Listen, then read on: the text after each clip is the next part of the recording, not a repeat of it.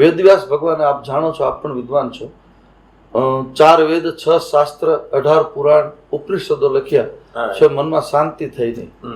અને જ્ઞાનીયુક્ત મનથી જયારે બેઠા છે ત્યારે નારદજી આવે છે કે કા મહારાજ, આટલી બધી વિદ્વતા સભર તમે ગ્રંથો લખ્યા ને તમને શાંતિ નથી મળતી શાંતિ. પછી નારદજીની સૂચનાથી ભગવાન વેદવ્યાસજી શ્રીમદ ભાગવતની રચના કરે છે. અને ભાગવતની રચના થયા પછી એને આખો સાર ગ્રહણ, પછી ગ્રંથ તૈયાર થઈ ગયો. કોને આપવો? યુગો, જ્યારે ભગવાન સુખદેવ મહામુનિનો જન્મ થયો, જન્મતા નીકળી ગયા હતા, એટલે આપને ખ્યાલ છે. પછી કે આનો પાત્ર કોણ? પુત્ર છે એટલે પાત્ર નહોતો, પાત્રતા હતી એટલે એને આપ્યું. અને એ શ્રવણ સુખદેવ મહામુનિને શ્રવણ મૂક્યું.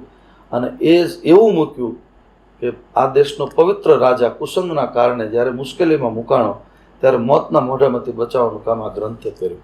ભક્તિદાન અને ગર્જતી. એટલે નિંબાર્ક સંપ્રદાયનો મુખ્ય ગ્રંથ અમારો સિદ્ધાંત દ્વૈતાદ્વૈત સિદ્ધાંત, ભેદાભેદ સિદ્ધાંત. જી જી જી. એટલે આપ અદ્વૈતમાં માનો છો કે દ્વૈતમાં? દ્વૈત, દ્વૈતાદ્વૈત. અચ્છા, હા. એટલે અદ્વૈત ખરું પણ દ્વૈતાદ્વૈત. દ્વૈતાદ્વૈત. અચ્છા. અદ્વૈત, શુદ્ધાદ્વૈત, આ 4 જે સિદ્ધાંતો આપણા છે ભારતીય સનાતન હિન્દુ સંસ્કૃતિના, 4 આચાર્યો જુદા. હા, એ તો અહીંયા ઠાકોરજીની પાસે નિંબાર્ક સંપ્રદાયમાં માગવાની છુટ્ટી છે. ભગવાન પાસે માગો, તું હે દીનાનાથ તું મારું કામ કરજે. જ્યારે વલ્ભાચાર્યમાં શું છે, ત્યાં માગવાનું નથી, ત્યાં બાળક છે.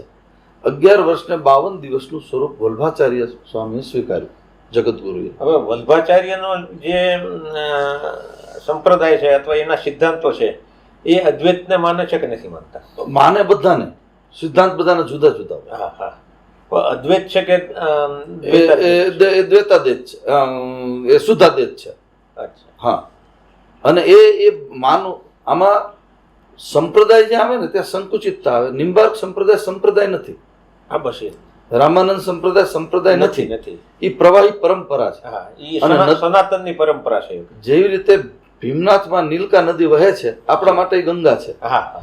નીલકા જયારે 2 કાંઠામાં જાય ત્યારે બાવળ ને ઝાડા ઝાકડા માણા હોય તો ઉપાડીને લઈ જાય.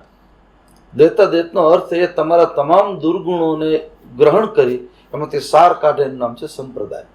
હવે જે સંપ્રદાય આવે તે ગ્રુપિઝમ આવે, 100% આવે. સંપ્રદાય તો સંકુચિતતા આવે. આ અમારું સાચું, બીજું બધું ખોટું. જયારે દ્વૈતાદ્વૈત સિદ્ધાંતમાં કોઈને ખોટું કહેવામાં આવતું, અધરમ મધુરમ મધુરાધિપતિ રખેલમ મધુર. આખું જગત ઠાકોરજીનું બનાવેલું છે. અને ઠાકોરજીની બનાવેલી કોઈ પણ વસ્તુને ખરાબ કહેવી એને દોષ માને છે નિંબાર્ક પરંપરા. કોઈ વસ્તુ એને દોષ જોવાનો નથી, કારણ કે સાર ગ્રહણ કરવાનો છે.